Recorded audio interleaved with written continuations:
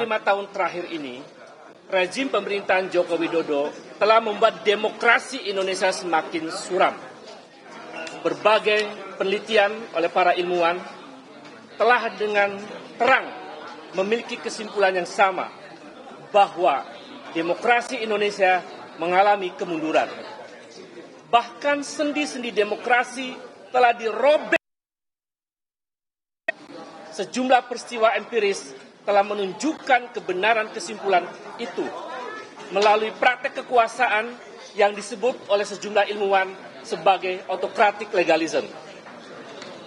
Di antara peristiwa empiris tersebut adalah revisi Undang-Undang KPK tahun 2019, pembuatan Omnibus Law Undang-Undang Cipta Kerja tahun 2020, putusan Mahkamah Konstitusi nomor 90 tahun 2023 yang memberikan karpet merah demi untuk putra mahkota, sejumlah represi yang dilakukan terhadap akademisi, terhadap mahasiswa, terhadap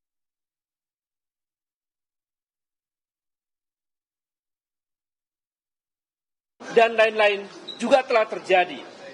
Persoalan pelanggaran HAM juga tidak dituntaskan, bahkan banyak peristiwa pelanggaran HAM baru terjadi.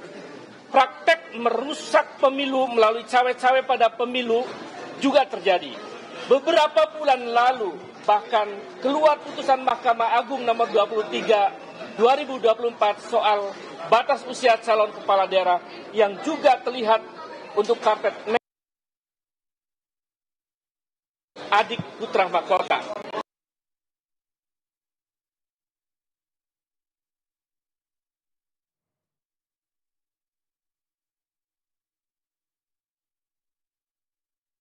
Dan DPR telah menjadi alat kekuasaan untuk membegal putusan Mahkamah Konstitusi yang baru saja diputuskan. Yang putusan MK itu adalah putusan yang konstitusional. Karena itu adalah tragedi pembegalan konstitusi.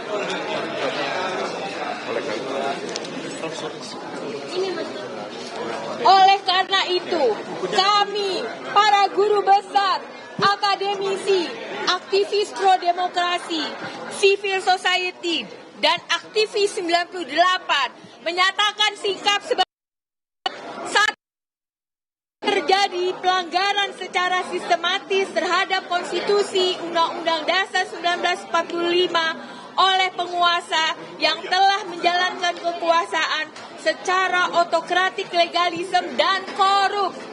2. Memberikan dukungan kepada putusan Mahkamah Konstitusi yang pro-demokrasi. Putusan nomor 60 maupun 4. Mahkamah Konstitusi, pengawal konstitusi dan demokrasi harus berdiri tegak untuk menjunjung tinggi konstitusi dan menegakkan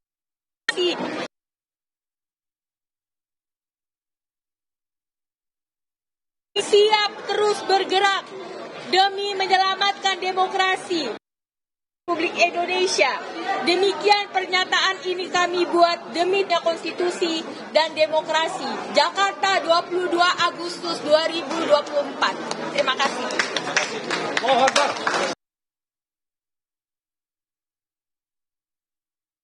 Ya, ini adalah sejumlah Dewan Guru Besar yang melakukan aksi unjuk rasa terutama mendukung putusan MK di gedung Mahkamah Konstitusi. Tadi yang memberikan pernyataan utama yakni Ubediah Badrun, akademisi dari Universitas Negeri Jakarta, dan juga Profesor Sulistiowati Irianto dari Guru Besar Universitas Indonesia. Putusan Mahkamah Konstitusi dalam pandangan Dewan Guru Besar merupakan bersifat final dan mengikat. Aktivis melawan.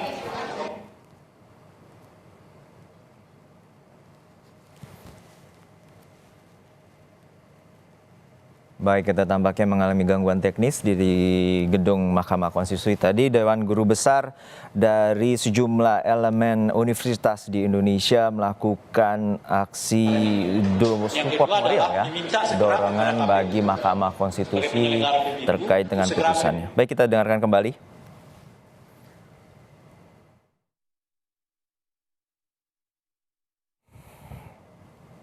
Baik, nampaknya kami masih belum dapat memiliki sambungan yang baik di gedung Mahkamah Konstitusi. Namun dalam intinya, Dewan Guru Besar tadi menyatakan bahwa putusan Mahkamah Konstitusi bersifat final dan mengikat bagi semua, termasuk semua lembaga tinggi negara. Pembahasan revisi Undang-Undang Pemilihan Kepala Daerah mengabaikan putusan MK nomor 60.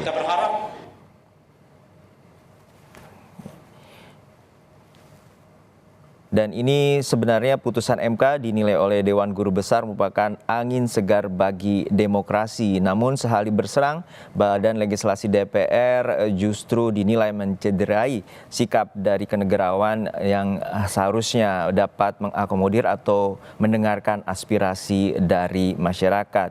Poin ketiga, tidak ada dasar filosofis, yuridis maupun sosiologis yang dapat dipertanggungjawabkan untuk mengubah persyaratan usia calon kepala daerah, termasuk besaran kursi parpol melalui revisi Undang-Undang Pemilihan Kepala Daerah. Sebelumnya pada Senin lalu, putusan MK menyatakan bahwa ambang batas minimal pencalonan kepala daerah sebesar 20% kursi DPRD, 25% suara sah hasil pemilu tidak berlaku. MK mengubah ambang batas pencalonan kepala daerah bagi parpol atau gabungan parpol sebesar 6,5 hingga 10% berdasarkan perolehan suara sah yang disesuaikan dengan jumlah penduduk dalam daftar pemilih tetap atau DPT. Ini merupakan bagian bahwa setiap unsur atau elemen dapat berkontestasi. Pada dasarnya pada saat sebelum ada putusan MK, pemilihan kada atau pilkada di Tenggarai hanya ada pasangan dari